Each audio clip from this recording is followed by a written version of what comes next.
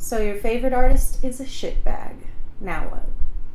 Hi, I'm May. Come make some musical electronics with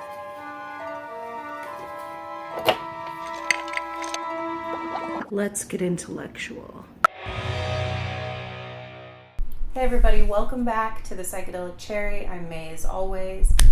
Today I wanted to talk about something that has been on my mind ever since my most recent video about some allegations that were out in the community. So I wanted to talk about what we do as individuals or even a community at large when an artist we love turns out to be a big fat. Whether that means they recently tweeted out abhorrent messages that are ignorant and intolerant, or perhaps they've even be accused or even convicted of a heinous crime. Now, before you come at me, I am aware that accusations and guilt are two very different things. Let's not mince words here. Don't derail the conversation. We're staying to the topic. So let's begin. So I posed this question to you all through social media, and I want to start off with a couple of the comments I received. So one person said, "Whether they're alive or dead has always seemed like an important distinction to me. If they're alive and you're still buying their stuff, then to some minute extent, it must be said that you're enabling them in their shitbaggery." One person said, "I still like David Bowie even though he slept with underage groupies. I like him as an artist." And one other person said, "Great question. I guess it depends on a couple of factors. One, is the offending person the sole or even main benefactor of a particular project, or would boycotting them hurt dozens, even hundreds of other people who do not share their views, like Roseanne having her reruns pulled from Nick at Night? Sure, it hurts her, but it also hurts the rest of the cast and crew who had nothing to do with her fucked up tweet. Also, are you talking about a brand that is invested in something horrible, like racism? Say the band Screwdriver. Fuck those guys. But if Suicidal Tendencies' ninth guitarist was pro-life and it didn't drastically impact the content of the band's music, I wouldn't punish Mike Muir for it and stop listening to their records." Okay. So the one thing that occurred over and over again in the comments was the question, should we learn to separate art from artist? One of my favorite video essayists, Lindsay Ellis, recently did a really great video on the death of the author. And if you can check out that video, I highly recommend it. Frankly, I'm sure she does the topic much greater justice than I'm about to. Essentially, death of the author is a theory proposed in an essay written by French literary critic and theorist Roland Barthes. The theory essentially proposes that instead of relying on the author's identity to distill meaning in a work, we should liberate ourselves from interpretive tyranny and allow ourselves to derive our own meaning from work. If this is true, then one could go on to argue that once created, art is a thing in and of itself, totally disconnected from the creator, and this thing can go on to be enjoyed freely as we please. But can we apply this theory to music? Much of popular music is considered somewhat autobiographical in that we think of music as something that the songwriter uses as catharsis for the experiences that they have in their own lives. So can we really neglect intent in such a context? I don't know. And that's only regarding lyrical content. An argument could be made that the emotions evoked are an intentional maneuver of the artist to make you, the listener, feel his or her feelings. How do we neglect intention there? Another point that I've seen time and time again is really the concept of whether or not a culture can repossess art. Is there a point at which art no longer remains the possession of the artist, but becomes the possession of the individual or the culture at large? The Beatles and Michael Jackson were certainly so influential in our cultural history that it would be impossible to deny their existence, let alone erase their influence from art today. But they nonetheless have suffered allegations of various levels of improprieties. So how do we deal with that? Their music has become so completely entwined with our culture that it's basically unfathomable to imagine a world without them.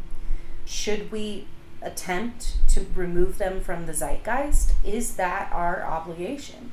Hell, is it even possible? And what about personal possession, for that matter? For most people, music in particular evokes a level of intimacy for the listener that isn't necessarily always internalized as merely entertainment.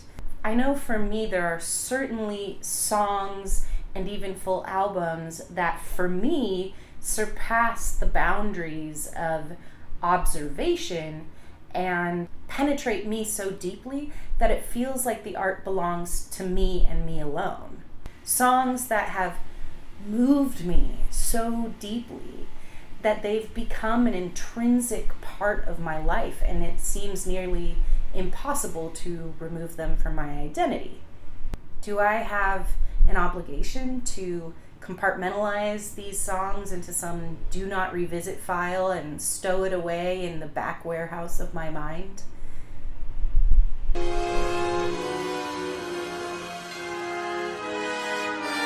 Or maybe this is a content to crime ratio we need to address. For instance, if a pedophile writes a song about little girls, thank heaven for little girls, I think we would all have a difficult time processing listening to it. The cringe factor alone would be nearly unbearable.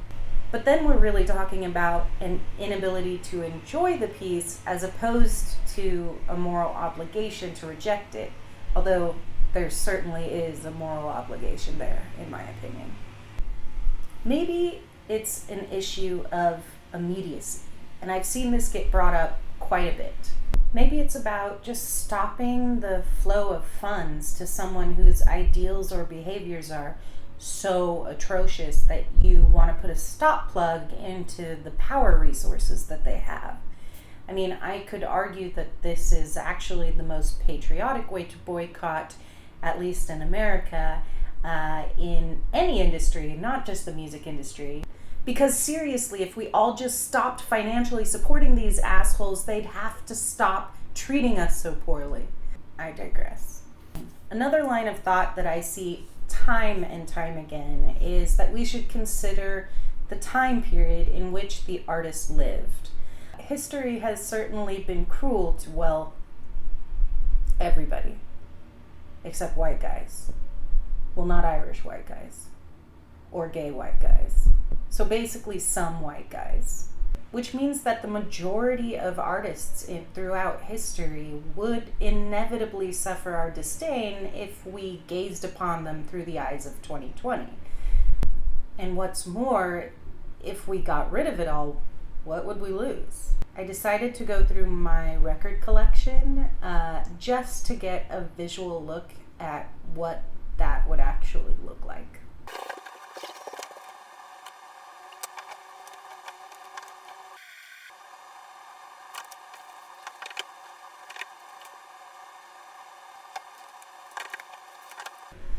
Well, that was a terribly depressing exercise, and I wish I had never done it. What's done cannot be undone. I think it's all great food for thought. I think there's an argument to be made about content. If a piece of art is deliberately praising a certain notion that we no longer believe is within our civil liberties or supporting something that we believe in, then I think it might be important that we get rid of that artwork. For instance, there's been a lot of discussion about statues that are giant idols of Confederate soldiers, men who fought for slavery. Before you interrupt here, yes, I understand that it is reductive to say that the Civil War was purely about slavery. Obviously, there was more to it than that. But frankly, it doesn't matter. The Confederates fought for slavery. So, yes, I think there is an argument to be made that statues that erected of someone, maybe who we no longer support, should be taken down. I mean, those are not what we want our culture to revere as heroes. But when it comes to things like music, things that are highly personalized, if the content isn't directly about abhorrent behavior or idealizing the wrong things, I think we get into a dubious area where ultimately it has to be upon the individual to decide. Maybe the solution is less about condemning works from the past, though I will insert here that examining works from the past is always, always essential. But maybe it's more about how we move forward. How do we make more careful, scrutinous choices when we choose the art that we listen to and the elevation of artists we love? Anyway, I hope this has been some food for thought for you, and frankly, I would love to hear your opinions. I am always open to discussion, and I don't really know exactly where I stand on the matter. So, this has been the Psychedelic Cherry. Seacrest out.